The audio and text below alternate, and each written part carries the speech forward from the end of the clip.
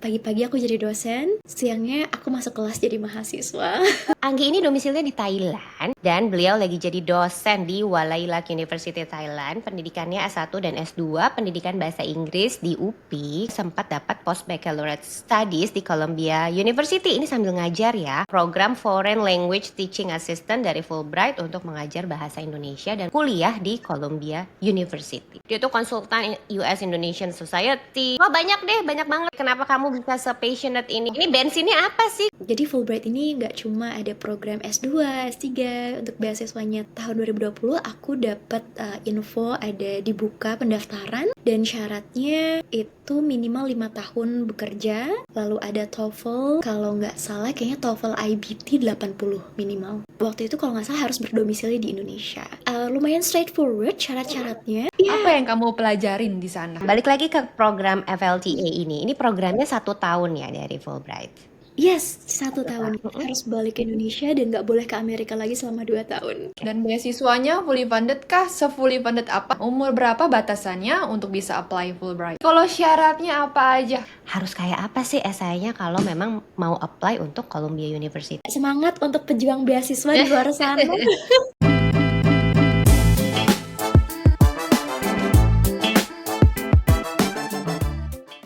Hai Sobat A+, welcome to A+ Talks where education meets inspirations. Hari ini kita kedatangan langsung narasumber yang benar-benar edukator, Ti. Kenapa? Dia edukator nih. Beneran edukator, bukan edukator abal-abal kayak kita gitu. Oh. Educationnya education Justru beneran edukator. kita mau menggali dari sumbernya nih, ya kan? Betul. Dan karena passionnya mengajar ini, dia jadi kemana-mana banget. Keliling dunia gara-gara mengajar. Keren Keliling banget. dunia karena mengajar ini berarti semua orang bisa dong, guru-guru di Indonesia semua bisa dong. Nih, coba ya kita Wow. kulik apa sih yang diperlukan biar sukses kayak ibu cantik satu ini. Please Sawadikap. welcome. Please welcome Anggi Auliani Suharja atau dipanggilnya Anggi ya. Hai Anggi. Hai Anggi, thank you sudah mau join di podcast Apple Talks. Kamu cantik sekali. Pasti kamu jadi bidadari ya di Thailand. Nah, deh kayak ini pada Aduh, jadi kelepek-kelepek deh mahasiswanya. You're too kind. I'm so flattered. Makasih, Kak. Coba ya aku bacain. Ini panjang sebenarnya ya. Ini Anggi nih kayaknya kalau lihat CV tuh nggak bisa diem gitu ya. Kayaknya selalu mengerjakan sesuatu. Tapi kita singkat sedikit biar nanti kita ceritainnya sambil wawancara sama narasumbernya langsung. Jadi Anggi ini domisilinya di Thailand dan beliau lagi jadi dosen di Walayilak University Thailand. Pendidikannya S1 dan S2, pendidikan bahasa Inggris di UPI. Kemudian juga sempat dapat Postbaccalaureate Studies di Columbia University. Ini sambil ngajar ya.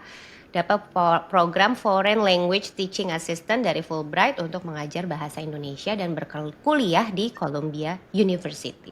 Aduh pokoknya panjang deh. Dia tuh konsultan US Indonesian Society.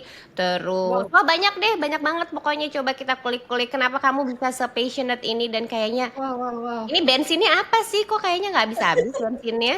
Wow. Bensin Thailand aku rasa. Ini kamu kenapa bisa sehebat ini, Anggi? Kamu awal mula cikal bakal Coba. menjadi sehebat ini bagaimana? Aduh, makasih Kak Tiara, Kak Dita. Aku seneng banget ada di podcast ini, beneran. Dan terutama ceritain hal yang emang selama ini udah jadi rencana aku, sudah jadi passion aku, that is to be an educator. Mungkin kalau profesi sebagai seorang pendidik atau guru di Indonesia tuh bukan profesi favorit ya untuk banyak orang di Indonesia sepertinya gitu. Tapi mungkin karena latar belakang keluarga, lalu mungkin apa yang aku lakukan sejak SMA, mungkin itu hal yang ngebentuk aku untuk akhirnya jatuh cinta di dunia pendidikan. Dan dulu aku ingat banget Kak, jadi aku tuh SMA tuh kelas akselerasi. Dulu masih ada kelas akselerasi. Jadi umur 17 itu aku harus memutuskan, waktu itu masih 16 tahun. Di SMA harus memutuskan mau kuliah di mana. That's the thing with our education system. Wow, 19 tahun loh. Exactly, kita sangat muda dan kita dituntut untuk bisa harus memutuskan kamu mau jadi apa, kuliah di mana, jurusan apa. Lalu akhirnya waktu itu aku memutuskan untuk menjadi seorang guru yang mungkin banyak agak ditentang oleh beberapa orang kayak, "Anggi kenapa kamu mau jadi guru? Kenapa nggak jadi dokter? Kenapa nggak jadi pengacara? Nggak jadi Atau dokter. mungkin profesi-profesi lainnya dengan bayaran yang lebih tinggi," misalnya. Terus di situ aku mungkin sangat idealis dan yang masih yang, "Enggak, aku mau jadi guru," gitu. Akhirnya ya aku kuliah di Universitas Pendidikan Indonesia, jurusan Pendidikan Bahasa Inggris, karena aku tahu aku suka banget sama bahasa. Jadi dari kecil tuh papa aku tuh suka bikinin aku puisi, Kak. Jadi emang dari kecil Lucu kayak banget. ya. Kayak Jadi di drama-drama Indosiar nggak sih? Papanya bikinin puisi. Netflix dong, Ki. Mas iya, Indosiar banget. Kalau Indosiar tuh yang zoom in, zoom out gitu loh. Nanti jadi horor. Lari ke gunung, kata papanya gitu. Terus Lari jadi ke emang udah hutan, suka gitu. bahasa ya, dan terutama bahasa Inggris. iya. Iya, terutama bahasa Inggris. Jadi, kebetulan karena waktu itu ya dibantu sama orang tua, dibantu ngobrol-ngobrol sama guru BK, dan terus, waktu SMA tuh suka ikut, social project yang kami ngajar anak-anak bahasa Inggris gitu, Kak. Terus kayak, I think this is something that I wanna do in my life, it's very fulfilling. It was me when I was 16, and then turns out, a decade later, I'm still the same, I still like teaching. Lucu banget ya. Sampai Nah, sekarang loh sekarang dia. jadi dosen di Thailand loh dia. Ini terus kemana-mana juga loh, mengajar, membawa Anggi ke United States. Sempat ngajar di Australia juga ya? Apa sih itu Iya. program-programnya? Boleh dong cerita.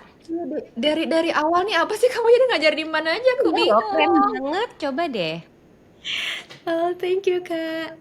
Jadi awalnya kan aku lulus S1 itu dari pendidikan bahasa Inggris di UPI.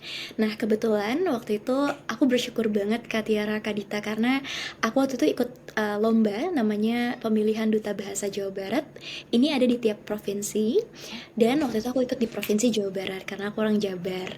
Nah, terus sebenarnya di situ awal mula mungkin aku berjejaring sama lebih banyak orang di luar kampusku yang emang mereka apapun latar belakangnya, mereka tertarik sama pemertahanan bahasa Indonesia, pelestarian bahasa daerah, dan penguasaan bahasa asing, atau namanya Tridatra Bangun Bahasa.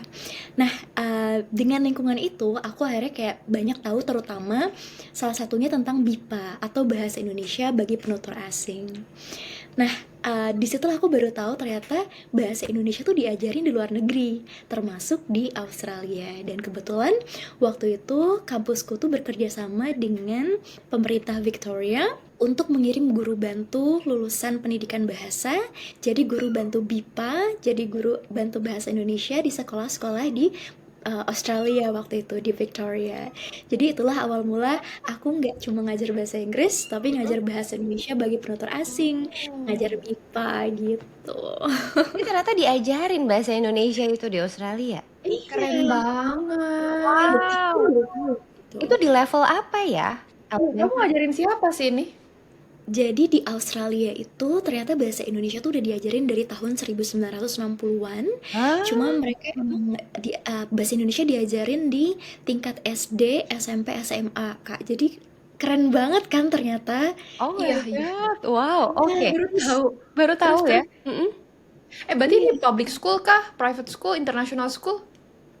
Public school, private school, Oh, dua-duanya dan itu ngajarin pelajaran wajib atau pilihan? Boleh ngambil bahasa pilihan. Indonesia? Pilihan, Kak. Tapi fun Pilihan. fact, jadi not really fun actually, it's not fun, sorry.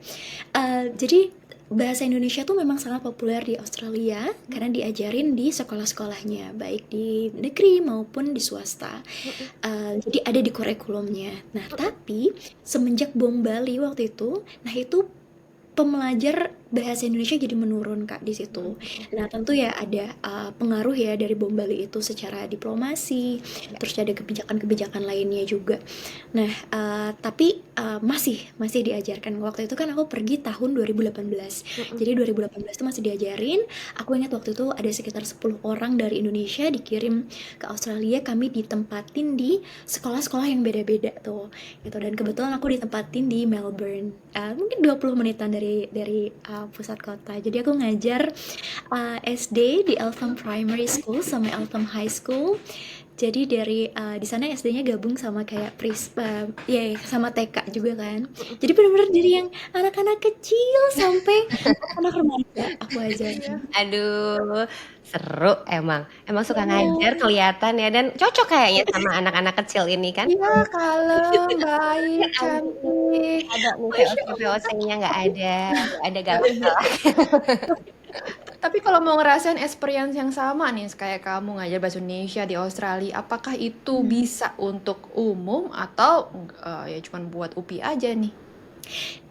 That's an interesting question. Actually, thank you for asking this. Jadi, program yang aku ikuti waktu itu tuh kerjasama dari UPI dan pemerintah Victoria. Berarti itu hanya untuk lulusan UPI. Tapi, Australia itu ada balai bahasa juga di Perth, namanya Balai Bahasa Perth. Dan biasanya Balai Bahasa Perth itu buka lowongan tiap tahun untuk guru bahasa Indonesia, guru BIPA di sana. Jadi, teman-teman kalau mau daftar, boleh banget teman-teman bisa cari Balai Bahasa Perth. Balai Tuh, Bahasa bahasa Perth, Perth. guru Ah, yang mau ke Australia ngajar, punya kan. experience di sana, cus, Mm-mm. ya kan? Betul, betul. Dan ada juga lowongan-lowongan yang emang dari sekolahnya langsung gitu, Kak Dita, Kak Tiara. Jadi Oh, biasanya misalnya kayak ada sekolah-sekolah swasta, biasanya mereka suka ngasih lowongan gitu. Cuma biasanya emang mungkin untuk lebih mudah mereka prioritasin yang orang Indonesia yang udah di sana. Tapi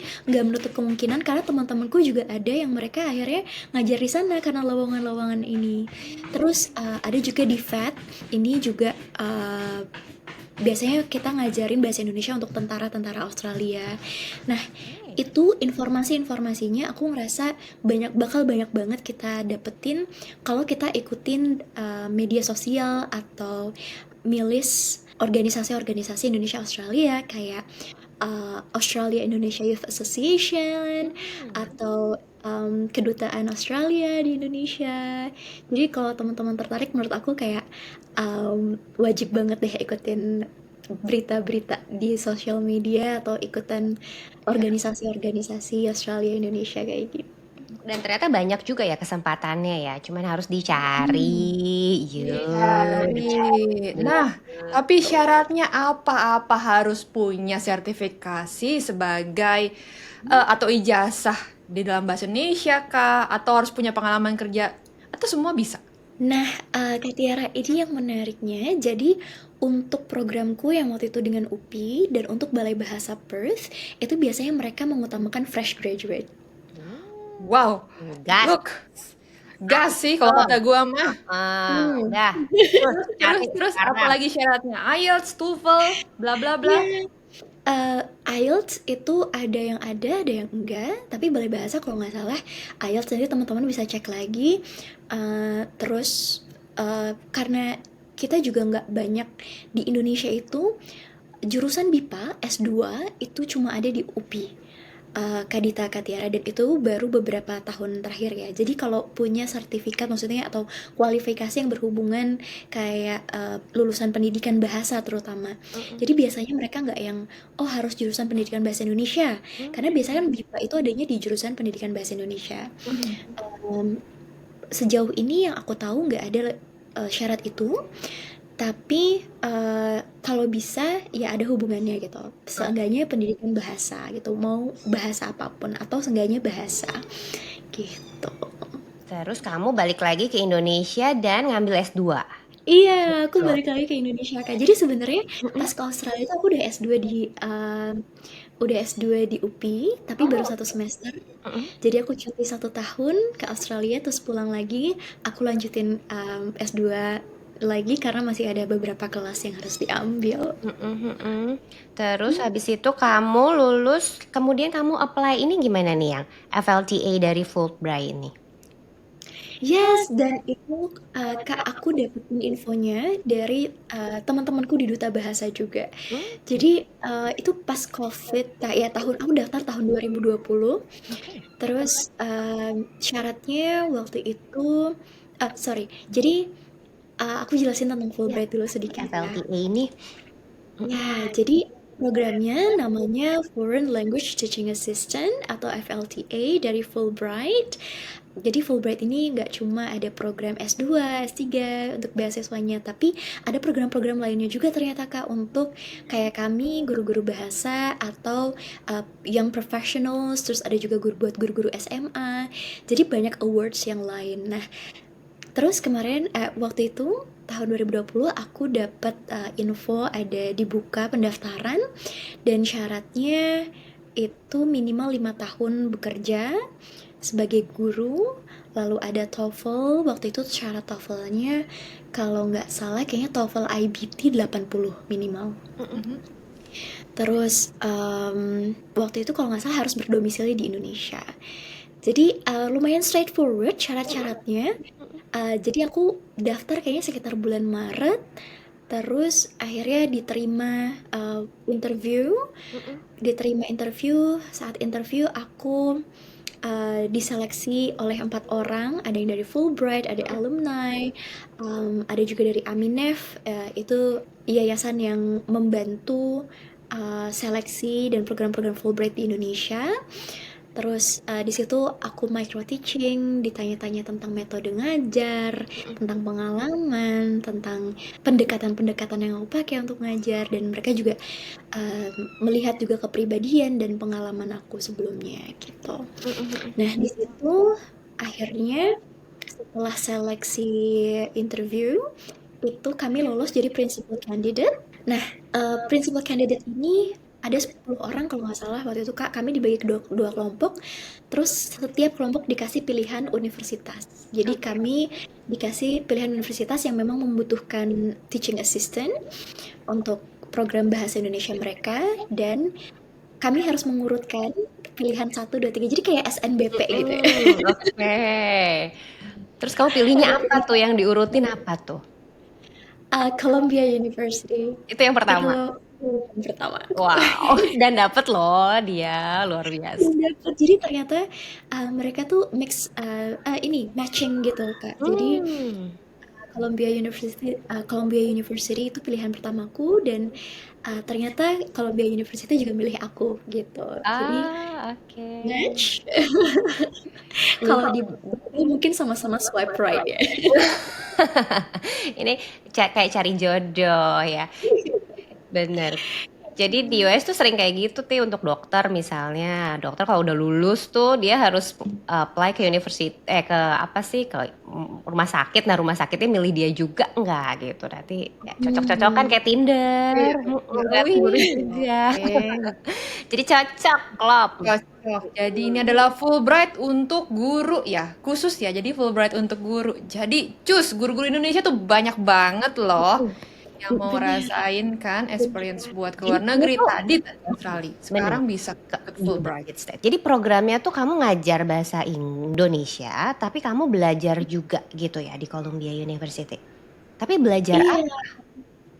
Jadi serunya Fulbright ini Kak, selain kami jadi pengajar, jadi sebenarnya programnya itu jadi teaching assistant. Tapi karena aku diterima di Columbia yang nggak punya dosen sama sekali, jadi aku jadi satu-satunya dosen bahasa Indonesia di sana. Jadi aku sendirian tuh, jadi nggak jadi teaching assistant lagi, tapi jadi dosen. Jadi Langsung ya? dosen langsung. Jadi kayak lumayan kaget juga kan. Tapi lingkungannya di sana sangat suportif.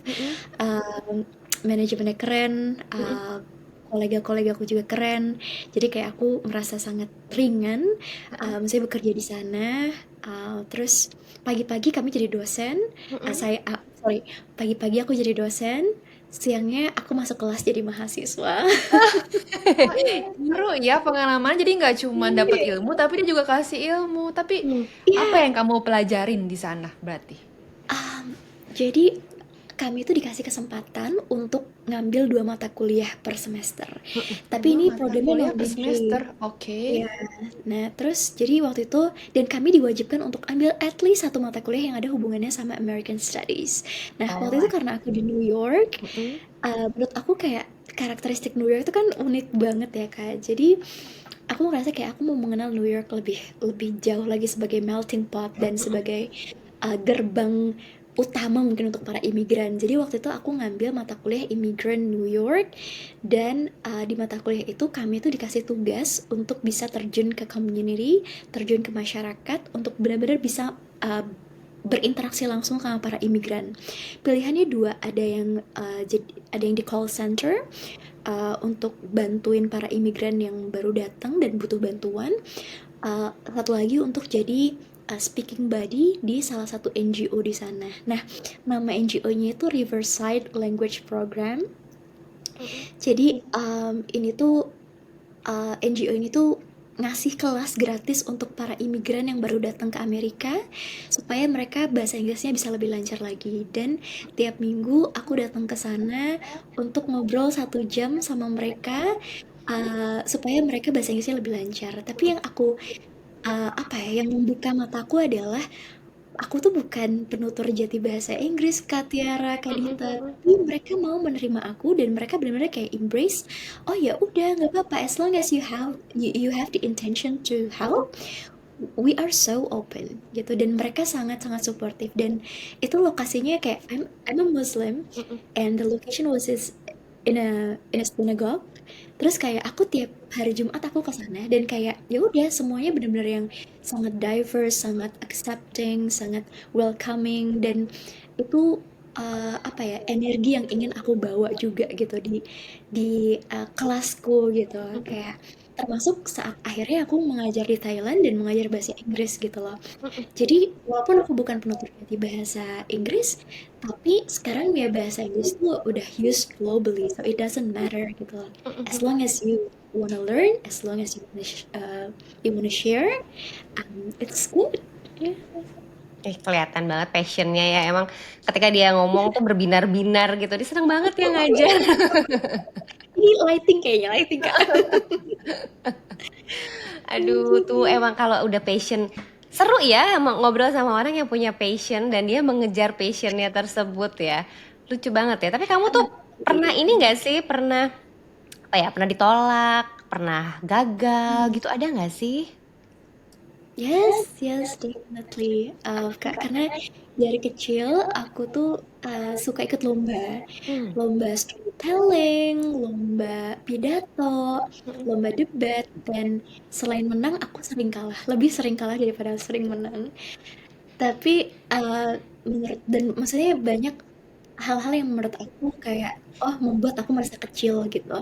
Terutama bahkan sampai sekarang aku juga masih punya perasaan bahwa profesiku sebagai dosen, sebagai guru, pendidik itu tidak diapresiasi bahkan mungkin kalau di negeriku sendiri gitu loh. Dan aku masih melihat teman-temanku yang lain juga sama. Jadi ya aku pernah merasa kalah juga gitu. Jadi kalau boleh cerita, dulu waktu SD, Kak, aku tuh pernah ikut lomba pidato bahasa Indonesia sampai tingkat provinsi. Dan God knows how hard I tried. Dan menurut aku kayak banyak anak-anak di luar sana juga yang merasa kayak ikut lomba tuh sangat sangat sangat scary, tapi juga it makes you to be like a better version of yourself. Nah, sayangnya di tingkat provinsi aku tuh lupa untuk menyampaikan satu paragraf penting di pidatoku. Akhirnya I didn't make the cut. Akhirnya aku kalah di situ dan aku merasa aku mengecewakan banyak orang gitu loh. Dan itu lumayan traumatis. Aku bisa menerima kekalahan sebagai anak usia 10 tahun, tapi aku tidak bisa menerima kekecewaan dari orang-orang di sekitarku waktu itu. Dan mungkin sebagai anak maksudnya 10 tahun gitu, aku belum bisa memproses kekecewaan itu. Jadi mungkin growing up, I try to like mungkin sebagian compensate, tapi sebagian juga aku merasa kayak kalau aku nggak gagal waktu itu, mungkin aku nggak kayak sekarang. Mungkin aku nggak akan jadi duta bahasa. Mungkin aku akan puas dan berhenti gitu. Jadi mungkin itu sih yang paling aku ingat Kak. It's a long time ago. Itu aku masih umur. Tapi membekas banget ya ternyata kejadian Dan itu. itu membawa dia sampai ke titik ini gitu kan, dan terus berjuang. Wow. Jadi balik lagi ke program FLTA ini programnya 1 tahun ya dari Fulbright. Yes, 1 1 tahun, Kak. tahun? Habis itu kita Mhm. harus balik ke Indonesia dan nggak boleh ke Amerika lagi selama 2 tahun. Oh Harus gitu, balik ke harus Indonesia balik ke dan nggak boleh balik ke nggak boleh di Amerika Hmm, 2 tahun, tapi habis itu boleh berarti ya? Jepang lah, habis itu boleh boleh kalau mau ya. balik lagi. Oke. Oke. Dan beasiswanya fully funded kah? Se-fully funded apa? Semua dibiayai oleh mereka? I am so lucky Mhm. because yes, Fulbright did pay for everything. Bahkan ketika seleksi, maksudnya kalau kami harus nginep Mhm. atau ada yang dari luar Jawa, itu bisa di-cover akomodasinya. Terus ada teman-temanku juga yang mereka dapat beasiswa S2, S3, terus dibantu juga untuk kursus GMAT ya kalau nggak salah ya. Terus apalagi ya? Oh, terus di sana kami tuh jadi karena kami ngajar, kami jadi kayak kerja gitu Kak. Jadi kami dapat gaji aja tiap bulan gitu. Wow. Wow, Dan enak Ini untuk menariknya udah tambah terus ya. banget. Fulbright Tapi keren biaya sekali. hidupnya kan mahal banget di New York. Iya. yes, Gimana itu yes. caranya? Berarti Cukup cukup nggak? kah uang beasiswanya? Aku kayaknya mungkin tergantung tergantung gaya hidup juga ya Kak. Cuma untukku alhamdulillah cukup karena Columbia juga sangat mendukung. Terus mereka juga bantu aku cari akomodasi yang emang terjangkau. Jadi aku tinggal di International House New York namanya. Itu juga NGO dan mereka punya asrama internasional yang emang terjangkau. Jadi kayak bayaran tiap bulannya tuh walaupun kamarnya kecil, tapi ya udah sama sarapan, udah sama makan malam, terus ada Hmm. kegiatan-kegiatan kepemimpinan dan sebagainya. Cuma emang harus melewati proses seleksi. Tapi aku beruntung memang maksudnya aku ngerasa apa yang Fulbright kasih itu cukup cukup untuk hidup di New York, Mhm. cukup untuk nonton Broadway mungkin sebulan sekali. Penting. Penting untuk me time ya, Aduh, penting seru banget banget. ya. Kayak Ya, membuka cukup untuk mata banget liburan. ya. Iya loh, berarti semua pasti bisa. Tapi umur berapa batasannya untuk bisa apply Fulbright? Oh, nggak ada deh, Kak. Seingatku Oh, nggak ada ya. nggak ada. Heeh, nggak ada. Yuk, Apalagi ibu-ibu, bapak-bapak yang sudah jadi guru lama minimal 5 tahun, mau lucu dibiayai banget. hidupnya, mau ke Mm-mm. Amerika, mau kabur aja dulu. Nih, ikutin jejaknya Anggi. Anggi ini kasih tahu kita banyak banget tiket-tiket ke luar negeri cara lain. Nah, kan bisa Hmm, dari mengajar, dari ini, dari itu. Ternyata bahasa Indonesia tuh diajarkan di Australia, di United States ya. Yang mau dengerin bahasa Indonesia siapa sih, Nggi? Ternyata. Right. Yes. Itu kalau di Australia karena mereka sangat dekat sama kita ya, Kak. Iya. Sebagai secara geografis, terus juga secara sejarah juga hubungan kita dengan Australia juga dekat. Mm-mm. Terus orang Australia kan sukanya main ke Bali gitu. Mm-mm, Jadi ya. mereka merasa sangat dekat dengan orang Indonesia gitu. Jadi mereka biasanya pakai bahasa Indonesia ya untuk berinteraksi dengan orang Indonesia kalau liburan, atau Hmm. mereka biasanya ada keturunan Indonesia, atau mereka emang tertarik di Asian Studies gitu karena Indonesia kan emang punya potensi yang besar ya terutama di Asia Tenggara gitu. Kalau Jadi Amerika biasanya siapa nih? Ternyata banyak juga mahasiswanya. kalau di Columbia nggak begitu banyak. Jadi kalau di Columbia tuh kelasnya kecil Kak. Jadi mahasiswa aku tuh cuma 5 orang atau Mm-mm. 3 orang itu. Nah, yang banyak itu kalau nggak salah di NYU, NIU sama di Yale. Hmm? Di Yale banyak banget. Nah, oh, di Columbia ini, jadi dari 5 itu macam-macam nih Kak ininya alasannya. Jadi ada yang dia jurusannya jurusan sejarah dan dia mau meneliti tentang Indonesia, jadi dia ambil mata kuliah Indonesia. Ada Wow, yang dia oke. pernah ya, ada yang dia pernah ke Indonesia, Mm-mm. 1 tahun di Indonesia dan dia jatuh cinta sama Indonesia, dia mau belajar bahasa Indonesia. Ada yang orang tuanya keturunan Indonesia, akhirnya kayak dia mau mungkin embrace her identity as an Indonesian, Mm-mm. ini ya, heritage gitu. Jadi dia ambil mata kuliah aku. Terus ada juga yang bapaknya pilot dan sering ke Indonesia terus kayak dia ngeracunin anaknya nih. Terus kayak "Kamu ngomong bahasa Indonesia aja gitu. Jadi Aduh, macam-macam sih. seneng banget seru ya. ya. Dan bangga loh. Aku tuh jadi bangga Hmm. gitu dengernya karena orang-orang di luar tuh Iya. Karena pengen tahu dan segitunya pengen mempelajari tentang Indonesia, orang Indonesianya sendiri lupa nih pakai bahasa Indonesia yang baik dan benar. Jangan sampai itu terjadi ya. Bener. Anggi, kalau syaratnya apa aja kalau mau apply Fulbright? Apakah ada motivation letter, interview, dan syarat-syarat berkas-berkas lain? Ada, jadi syaratnya sebenarnya standar kayak program-program beasiswa kayak biasa Kak Tiara. Jadi ada motivation letter, surat rekomendasi dari 3 orang, terus ada formulir. Jadi nanti mereka akan kasih 1 laman yang isinya formulir berlembar-lembar yang bisa kita isi secara digital ya. Terus nanti mereka kasih deadline-nya dan kita lengkapin aja berkas-berkas semuanya, termasuk ijazah, transkrip yang sudah dilegalisasi, terus yang sudah diterjemahkan juga gitu. Nah, itu syarat administrasi. Kalau lolos administrasi, nanti masuk ke interview. Interview ini waktu itu aku diundang langsung ke Jakarta, ke kantor Aminef, diwawancara langsung di sana. Terus kalau lolos interview baru deh nanti matching proses, lalu visa dan sebagainya.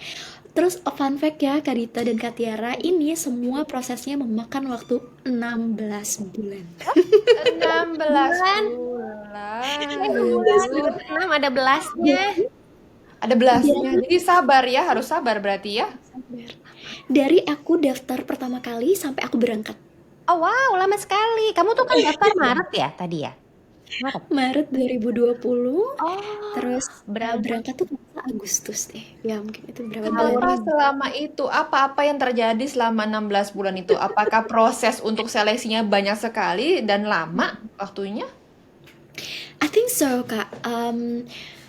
I don't really know what's going on like behind the screen ya, tapi sebagai pelamar yang kami lalui ya seleksi berkas. Jadi misalnya dibuka pendaftaran nih, abis itu seleksi berkas, terus nanti diumumin beberapa, kayak mungkin 2 bulan setelah itu, terus seleksi lagi, diumumin beberapa bulan lagi, terus habis itu oh ada mentoring juga, karena ketika kami dikasih daftar universitas, kami harus kayak revise our essays.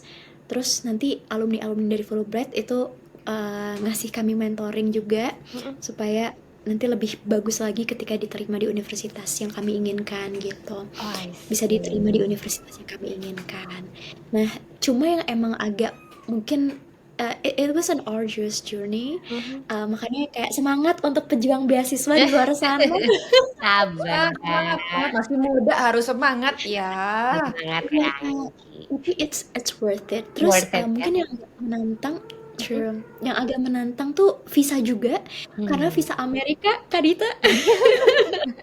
Agak Amerika duer gitu ya. Iya. Iya. Oh, tapi dapat dong surat rekomendasi dari Fulbright segala macam untuk langsung. diurus. Oke. Beres cepat kalau udah lihat Fulbright. Centang. Untuk motivation letternya, ini harus sombong kah? Harus menunjukkan, oh aku udah pernah nilai segini, ikut organisasi, bla bla bla. Atau harus punya kesan yang unik jadi diri kamu sendiri, ya ceritain kenapa kamu mau ke Amerika. Seperti apa contoh motivation letter yang cocok buat Fulbright? Menurutku mungkin Fulbright itu akan melihat orang-orang yang punya visi yang sama dengan Fulbright sendiri. Jadi ini juga yang aku selalu kayak selalu saranin untuk teman-temanku yang lagi bikin motivation letter atau personal statement. Kita harus tahu visi mereka apa. Visinya Fulbright, visinya Chevening, atau visinya LPDP. Jadi kalau Fulbright biasanya mereka akan lebih condong ke untuk bisa kayak building mutual understanding. Jadi mungkin essay kita bisa relevan dengan tidak hanya posisi yang kita apply, tapi juga dengan visi Fulbright untuk building mutual understanding between Indonesia and America gitu. Terus mungkin apa ya, karena posisi kita di sana mengajar bahasa Indonesia, jadi akan ada nilai plus kalau kita punya pengalaman ngajar bahasa Indonesia, ngajar BIPA, terus kita juga punya pendekatan yang cukup yang cocok untuk di universitas karena kita akan mengajar mahasiswa. Terus latar belakang dan pengalaman, tapi menurut aku yang nggak kalah penting, kayaknya, sorry. Jadi menurut aku semua orang itu pasti punya pengalaman, punya kualifikasi, punya latar belakang, tapi yang membuat kita beda adalah justru cerita diri kita yang mungkin bisa kita tonjolkan di situ gitu. Kayak what makes you want to be here. Nah, waktu itu aku berbicara tentang ya bagaimana mungkin orang-orang meragukan mimpiku untuk menjadi guru. Aku pernah merasakan rasanya ngajar dari satu rumah ke rumah lain, hujan-hujanan pulang malam, tapi ongkosku lebih besar daripada gajiku, tapi I didn't stop. I strived, I didn't give up, and I even tried to like learn more and you know be a better version of myself. Jadi mungkin that kind of resilience yang aku jual ke mereka gitu loh. Aku yakin mungkin ini nggak mungkin apa ya, it's not same like I believe that everyone has their own story, tapi aku yakin pasti kayak ada satu cerita yang bisa menunjukkan sisi sisi terbaik yang relevan dengan program yang kita inginkan gitu kan. Emang Does it make sense? iya. Kayaknya memang kalau ke US nih pengennya bentuknya cerita gitu ya, esai-esainya tuh. Tapi tadi kamu cerita bahwa ketika sudah mulai mau pemilihan university tuh kamu dapat insight-insight lagi nih dari alumni-alumni Fulbright harus kayak apa sih esainya spesifik buat Columbia University. Ada nggak masukan khusus tuh yang kamu masih inget harus kayak apa sih esainya kalau memang mau apply untuk Columbia University? Waktu itu aku dimentorin sama alumni dan dia banyak ngasih aku saran, sebenarnya kayak lebih banyak ke penulisannya gitu Kak Dita dan Kak Tiara, terus mungkin kayak ngasih juga apa yang aku tahu dengan apa ya, dengan posisi ini sebelumnya gitu, dan bagaimana ini sangat relevan dengan pengalamanku sebelumnya gitu. Jadi apa ya, lebih ke waktu itu kami membuat flow-nya lebih bagus aja sih waktu itu. Jadi sebenarnya ceritanya sudah ada, tapi tinggal flow-nya dimaksimalin lagi, dan mungkin karena ini kami nulisnya dalam bahasa Inggris ya gitu. Jadi kayak kadang gaya berceritanya juga jadi ya agak berbeda gitu karena di bahasa yang lain gitu. Aduh, udah banyak nih bocorannya nih dari Anggi nih cara-cara untuk menuliskan motivation letter dan lain sebagainya. Kalau interviewnya, Nah, apa nih dibantai nggak tuh interviewnya? Interviewnya itu lumayan nerve wracking. Jadi ya Kak, waktu itu kan lagi COVID ya. Jadi itu pertama kalinya aku juga ke Jakarta saat COVID baru-baru waktu itu. Dan di sana ada dua orang yang secara langsung dan dua orang yang secara virtual. Nah, sebelum masuk ke ruang wawancara, kami tuh dikasih satu lembar kertas dengan satu gambar. Terus kami dikasih waktu, aku lupa mungkin sekitar 15 menit. Coba kamu tulis bagaimana cara kamu akan mengajarkan bahasa Indonesia dengan gambar ini gitu. Jadi kayak aku tulis pendekatan yang aku pakai, metodenya apa, tekniknya apa gitu. Nah, aku bawalah itu ke ruang wawancara, dan posisinya pewawancara juga udah punya berkas-berkas kita kan pastinya gitu. Nah, yang pertama ya mereka nanya aku nih gimana cara kamu ngajarin ini. Jadi emang itu agak spontan. Gambar apa? Mau dong dibisikin gambarnya apa? Jadi waktu itu aku dapat gambar orang lagi panjat pinang Kak Dita. ini abstrak banget ya, nggak kebayang loh. Terus kamu ngomongnya Panjat gimana? pinang ya Tuhan. Kok bahasa Inggrisnya aja nggak tahu panjat pinang apaan. Aduh.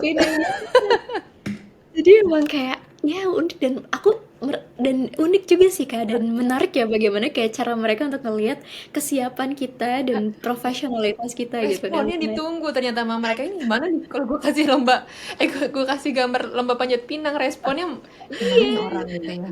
Oke. Terus akhirnya ya udah aku ditanya cara ngajarnya gimana. Akhirnya kayak aku mulai dengan aku pakai pendekatan berbasis teks misalnya. Oh, aku mau ngajarin mereka cara mendeskripsikan atau misalnya cara menceritakan pengalaman ikut 17-an di Indonesia misalnya kayak gitu. Bisa masuk. Boleh. Terus ya udah deh aku cerita tuh Kak, terus nanti ditanya-tanya, "Oh, kenapa pakai pendekatan ini? Terus cara ngajarnya gimana? Cara ngomongnya gimana?" Dan itu benar-benar dikupas. Aku merasa karena memang pewawancaranya juga salah satu Fulbright itu selalu ada paling enggak satu orang yang merupakan ahli di bidang itu. Jadi waktu itu juga pewawancaranya memang sudah alumni Fulbright dalam PhD pendidikan. Jadi emang dikupas tuntas gitu untuk metode pengajarannya gitu. Dan aku ngerasa kayak memang harus begitu gitu. Jadi aku ngerasa kayak ya this is great gitu. Terus abis itu ya tanya-tanya pengalamanku, terus terutama juga tentang pengalamanku di Australia ngajar BIPA, terus kelebihanku apa. Dan kebetulan salah satu pewawancaranya juga waktu itu kalau nggak salah dia orang Australia, dan kami sempat ngobrol tentang oh ya what did you do in Australia gitu. Terus aku cerita oh di Australia selain ngajar aku juga ikut organisasi Australia Indonesia Youth Association. Terus tiap hari Minggu aku juga ikut latihan Australian football gitu. Terus kayak kami akhirnya main Australian football. Emang nggak bisa diem ya anak. Iya, kamu orangnya nggak bisa ditebak loh. Gatel gitu kayak Football loh. kalau ada masih kosong nih waktu nih. Yuk ngapain gitu kayaknya. Ngapain football jadilah berangkat. Aduh, seru banget. Dan Anggi ini juga jadi mentor untuk LPDP dan beasiswa-beasiswa lain loh, Ti. Dia sering Wow. bantuin orang-orang yang mau dapat beasiswa ya. Iya Kak Dita, jadi kebetulan aku tuh kerja, jadi pulang dari Amerika, itu salah satu hal yang menurut aku sangat membuka jalanku di karirku ya Kak. Dan it was really really meaningful. Jadi setelah dari Amerika aku terinspirasi untuk kayak, oh jadi program Fulbright memberikan aku harapan dan kepercayaan untuk diriku sendiri untuk kayak bisa terus maju gitu Kak. Dan nggak cuma menjadi seorang pengajar, tapi juga akhirnya itu membuka jalanku untuk menjadi seorang konsultan. Nah, akhirnya waktu itu aku ngeliat dari salah satu jejaringku di Amerika, ada lowongan di US Indonesia Society, itu NGO pertama dan satu-satunya yang berfokus pada hubungan bilateral Indonesia dan Amerika. Mereka punya satu program bekerja sama dengan Arizona State University untuk membantu mahasiswa Indonesia untuk kuliah di Amerika Serikat, terutama untuk penerima beasiswa LPDP. Jadi waktu itu aku jadi teaching assistant, aku di-hire oleh Ayusindo sebagai konsultan independen, bekerja sebagai teaching assistant di program short course mereka gitu. Jadi programnya online dan di situ aku membantu kelas critical thinking and digital literacy supaya ini calon-calon mahasiswa yang Indonesia yang akan ke Amerika ini mereka bisa bikin esai dengan menggunakan critical thinking gitu. Oke. Wow, ini bagus loh ya. Pembinaannya ini bagus banget dan ini emang berguna banget loh buat mahasiswa gitu ya. Aduh, aku berharap ini udah diajarin dari kecil bahkan ini ya. Gimana cara literasi dulu deh, nggak usah jauh-jauh biar anak-anak Indonesia tuh punya literasi yang bagus. Semoga Bener, Anggi aku juga setuju nanti banget kamu bikin sama startup khusus literasi anak kecil, Anggi. I want to Kak Dita, I really want to. Jadi dulu sama Duta Bahasa, kami pernah bikin satu program, namanya program literasi. Jadi mungkin banyak orang yang mengira, oh literasi itu yang penting bisa baca sama nulis. Yang penting bisa ngitung. Padahal kan enggak ya, literasi itu luas gitu. Jadi waktu itu kami fokusnya mengajarkan literasi lewat pendekatan bahasa, dengan dongeng, dengan cerita, dengan permainan, dengan kearifan budaya lokal. Jadi kayak wah, I would love to, and I know what you are doing to Kak Dita, Kak Tiara, and I adore like the movement that you make. So yeah, I'm rooting for you. Aduh. Ini yuk kita buka startup khusus literasi dan critical thinking buat anak SD SMP. Gimana dong, Gi, caranya supaya anak-anak Indonesia suka baca? Itu dulu deh, satu, suka baca. Ya itu dulu ya, itu tuh harus diatasi dulu tuh masalah itu tuh. Baik. Harus apa sih orang tuanya? Wah, ini kayaknya Kak Dita sama Kak Tiara lebih tahu deh. Anggi, pasti kamu lebih tahu. Kemon Gi, Gi, sebagai guru Gi harus gimana sih Gi? ya jangan-jangan kita salah nih selama ini nih. Jangan salah Gi. Iya, sebenarnya mungkin kalau untuk suka baca, kita tuh harus mulai dari hal-hal yang paling sederhana dulu ya Kak ya, kayaknya. Yang paling sederhana, yang paling mereka suka. Jadi sebenarnya kita jangan dulu bicara tentang kuantitas, tapi kita bicara dulu tentang kualitas gitu. Jadi sesederhana misalnya ajak mereka jalan-jalan ke toko buku. Ke toko buku yuk. Ini lucu ya. Misalnya mereka anak-anak kecil sukanya apa sih? Komik. Terus majalah-majalah gitu yang bergambar gitu kan. Nah, di situ peran orang tua menurut aku juga penting untuk bisa membantu memilih gitu. Lah, biarkan mereka memilih apa yang mereka suka, biar kita yang jadi ininya nanti yang membantu mereka memilihnya. Misalnya kita bisa pilih dari kontennya, nilai-nilainya cocok nggak ya buat anak-anak buat seusia segini. Terus apakah gambar-gambarnya overstimulating atau enggak, warna-warnanya sangat mencolok atau enggak gitu. Terus isinya apa ya, kita bisa lihat dulu, bisa review dulu gitu. Ini waktu aku kecil Kak, aku merasa kayak orang tuaku berhasil membuat aku suka baca buku, dan kayaknya kalau aku punya anak aku juga akan melakukan hal yang sama. Jadi waktu aku kecil, mama sama papa itu kalau tidur bukan mereka yang dongeng, tapi mereka minta aku yang dongeng. Nah, Biar belajar baca ya. Iya, kalau aku bukan karena itu, karena aku pengen didongengin. Kalau didongengin sama suara anak kecil tuh aku cepet bobo loh. no, yeah, that's a good idea. Yeah. Maybe that was the reason. Dan terus anaknya jadi semangat kan, ayo mama mau didongengin nggak? Mau. Mamanya Cepet tidur. Iya, itu obat tidur paling ampuh loh, by the way. Aduh. Pantesan. Iya, jadi kayak karena aku butuh bahan dongeng, jadi kan aku harus baca gitu. Karena kalau aku baca jadi imajinasiku jadi makin banyak gitu. Terus tiap kami pergi jalan-jalan, kami ke toko buku, terus aku punya banyak buku, terus sempat juga aku sewa-sewain ke teman-teman. Aduh, cuan itu dari kecil nih kayaknya nih. Hebat lo dia. Iya Kak, dan beranjak dewasa kan buku-bukuku jadi berubah ya, maksudnya mulai dari yang komik, terus jadi majalah remaja, mulai bobo, terus jadi kayak majalah girls waktu itu gitu. Jadi kayak kesini-sini baru novel gitu kan. Jadi menurut aku ya mulai sesederhana mungkin, mulai dari apa yang anak-anak suka dulu gitu. Dan kebetulan skripsi dan tesisku itu Kak, itu aku meneliti buku teks bahasa Inggris untuk anak-anak. Tapi aku lihat dari desainnya, dari semiotikanya gitu. Jadi penting juga sebagai orang tua untuk kita bisa ngelihat apa sih nilai-nilai yang diajarkan di dalam buku. Tidak hanya buku-buku yang kita beli, tapi buku-buku pelajaran juga gitu, supaya anak-anak juga lebih kritis. Jadi misalnya, kenapa ya buku-buku di Indonesia tuh kebanyakan ibu tuh selalu di dapur dan ayah selalu membaca koran gitu. Nggak ada ibu lagi podcast, nggak ada ibu. Ayo kita ke dapur. Nggak ada ibu-ibu bikin podcast. Kita yang aneh atau buku-buku ini kurang terbuka ya? Buku-bukunya kurang terbuka. Jadi kayak tapi udah mulai sekarang kayak banyak buku-buku bahasa Inggris kan, Kak Dita, Kak Tiara. Jadi aku sekarang mulai ngelihat, bahkan aku kalau bikin materi, aku kebanyakan bikin materi sendiri. Aku kalau bikin materi ya, kalau bisa nih ada perwakilan dari berbagai negara kalau bisa, karena kan konteksnya ngomong bahasa Inggris ya.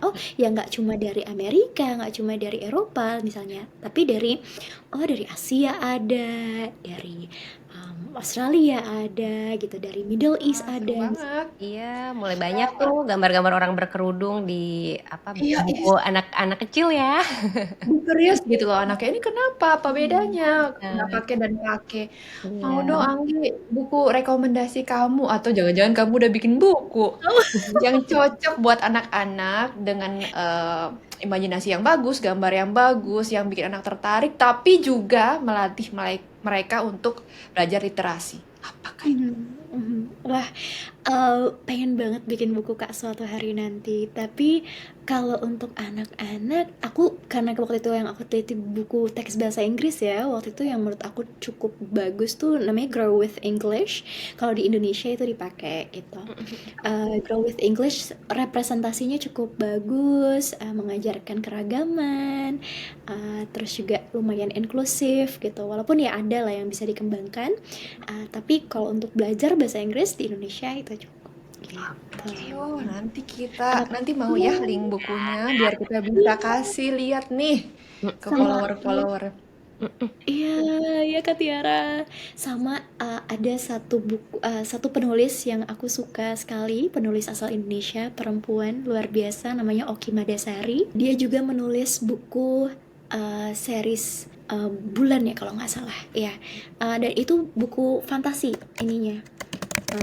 Selain dia ada beberapa novel yang concernnya temanya untuk kritik sosial, tapi dia nulis buku untuk anak-anak juga. Ini ada Mata, terus juga ada yang aku suka seri buku Bulan, Bintang, Matahari. Itu bagus banget. Jadi kayak Harry Potternya Indonesia menurut aku. Wow, dan bahasa Indonesia ini ya, yang buku ini. Bahasa Indonesia tapi ada diterjemahin ke bahasa Inggris juga. Iya, dia punya bahasa Inggrisnya juga ya. Waduh, ini banyak nih referensi bukunya nih, ibu-ibu, ayo. Ya. Jadi ya, itu gadgetnya dipinggirin dulu, mendingan baca buku yang banyak biar bisa kayak Anggi nih. Iya nanti besar. benar. Gi, mau dong dikasih tahu gimana caranya supaya anak-anak atau orang Indonesia ya kayak merasa bahasa Inggris tuh susah gitu. Gimana sih Ya, belajar udah bahasa mundur duluan. Inggris? Belajar bahasa Inggris tuh susah nggak sih? Gimana sih mulainya biar gampang? Aku ngerti banget kalau ada yang bilang bahasa Inggris itu susah. Aku selalu bilang sama mahasiswaku kayak aku juga belajar, aku tahu rasanya belajar bahasa lain yang berbeda dengan bahasa kita sendiri gitu. Dan yang paling yang aku selalu tekankan sama mahasiswaku adalah kita harus sabar kalau dalam belajar bahasa. Kita harus sabar, kita harus nikmati prosesnya. Karena belajar bahasa itu bukan hanya 1-2 malam, tapi bahasa yang kita tutur, bahasa yang kita dengar, yang bisa kita tulis, yang bisa kita ucapkan, itu adalah manifestasi dari pembelajaran kita bertahun-tahun dari semenjak kita ada pertama kali terekspos bahasa tersebut gitu. Jadi ya harus sabar, terus lagi mulai dengan apa yang kita suka dulu dan apa yang berguna untuk kita gitu. Kalau anak-anak usia misalnya usia 10 tahun misalnya, dunianya apa sih? Dunia anak-anak itu kan dunia bermain. Ya berarti ya kosakatanya kosakata bermain, kosakata mereka berkenalan dengan teman-teman, kosakata mereka bercerita gitu. Jadi mungkin itu yang bisa mereka bisa mereka pelajari terlebih dahulu. Nah, terus Kak Dita sama Kak Tiara, ini menarik banget karena aku baru pindah ke universitas yang baru, namanya Walailak University di sini. Dan di sini ada satu pendekatan yang sangat kami pegang teguh, namanya comprehensible input. Nah, ini teorinya Krashen namanya. Jadi comprehensible input ini adalah pendekatan yang kita bisa pakai dalam pembelajaran bahasa, dalam pengajaran bahasa. Jadi kita mulai mengajarkan dari bahasa yang sudah mereka ketahui, dari kata-kata yang udah mereka ketahui, dari istilah-istilah yang udah mereka ketahui gitu, ungkapan-ungkapan yang sudah mereka kuasai. Jadi kita mulai dari situ, yang sudah mereka kuasai bisa diterima kan sama mereka, bisa dipahami sama mereka, abis itu kita naikin gitu. Nah jadi gitu terus, abis itu naikin lagi sampai akhirnya kayak Terus dibuat nyaman dulu ya. Jadi ada ketertarikan dulu. Oh, menarik banget ini. Makanya kenapa banyak banget pembelajar bahasa yang stres itu mungkin karena mereka feeling overwhelmed gitu. Iya, langsung Iya. susah gitu. Terus kami juga Aku kesusahan, Gi. Gimana kamu bisa kasih advice nggak ke aku? Kenapa kenapa? Jadi aku di Sabar, Perancis singkat Anggi sabar. belajar bahasa Perancis, di mana setiap benda itu bisa cewek bisa cowok. Aku harus hafalin cewek Iya, cowoknya dan aku tidak nyaman akan apapun kan. This is right. new for me, Yeah, for I us. also once learned French, Kak Tiara, waktu Oh, SMA dan gimana kayak mau? ini bahasa ini susah banget dan tapi dengan mengakui kayak aku kira kayak mengakui kalau kita merasa kesusahan itu udah it's one step. Ya, ya. Okay, this is not easy for me. Okay, where should I start?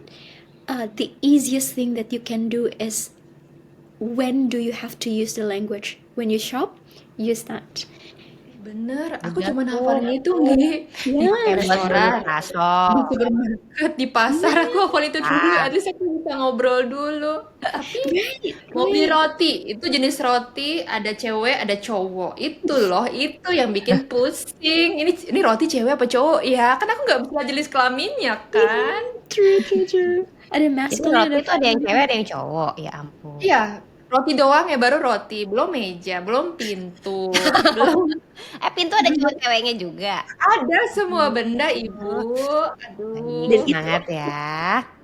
itu aku mana suka kan Kak Tiara, maksudnya itu nggak bisa ditalar, maksudnya yang mana cewek yang mana cowok kan, emang dari Iya, nggak bisa. gitu. Misalnya croissant itu apa ang, dia cewek apa cowok. Jadi aku selalu akalin dengan beli dua aja, deh. Karena kalau dua udah pasti deh, nggak pakai ang sama satu tuh bisa ganti-ganti. Jadi semuanya dua. Dua beli tiga, jangan beli satu, susah nanti. Oke. Salah kelamin, bingung dia artinya apa kalau salah kelamin. Ini mau pertanyaan closing gak nih? Yuk, yuk, yuk. Pertanyaan terakhir, Ti. Oke, Anggi mau dong disemangatin. Kenapa sih harus ke luar negeri? Apa sih yang membuat kamu udah lewatin banyak nih di luar negeri. Kenapa orang Indonesia harus ke luar negeri? Cus. Ayo ke luar negeri, karena menurut aku itu akan membuka mata kita dan membuat kita jadi orang yang jauh lebih rendah hati. Kita jadi sadar bahwa kita bukan satu-satunya manusia di dunia ini. Kita sadar dunia luas, kita sadar banyak hal yang harus kita pelajari di luar sana, banyak hal yang harus kita pahami, yang harus kita mengerti. If anything, it makes us a better person. So go outside there, pergi ke luar negeri, ketemu orang banyak dan belajar sebanyak-banyaknya jadi orang yang lebih baik lagi. Aduh, ini kalau semua orang yang denger pasti, oke Miss. Udah lembut, lemah lembut. Aduh. Lucu ya. Kamu jadi guru sih semua anak nempel kayaknya. Anggi. Makasih banyak ya, Anggi. Semoga sukses nih semuanya. Kayak abis ini PhD deh. Enggak, abis ini aku mau ajak Anggi kerja sama loh, buka sekolah literasi. Anggi, kabarin aku kalau kamu udah balik dari sana. Aku dan Ibu Dita ini akan merekrut kamu. Please keep in Sama touch. kita pokoknya. Please keep in touch. Sure. Oke, thank you so much Anggi. Kita Terima senang kasih. banget, inspirasinya luar biasa hari ini. Kisah Anggi ini luar biasa ya. Mimpinya tinggi, komitmennya juga tinggi untuk mewujudkan mimpi-mimpinya tersebut. Jadi Sobat A+, Anggi tuh udah kasih tahu tuh tiket ke luar negeri tuh banyak banget, bisa lewat macam-macam cara. Anggi ini bolak-balik ke luar negeri karena passionnya, dia ketemu passionnya di mengajar dan dia terus mengejar passionnya tersebut. Jadi kamu juga cari passion kamu dan kejar sampai dapat. Terima kasih banyak sudah dengerin A+ Talk hari ini. Sampai ketemu di episode berikutnya. Bye.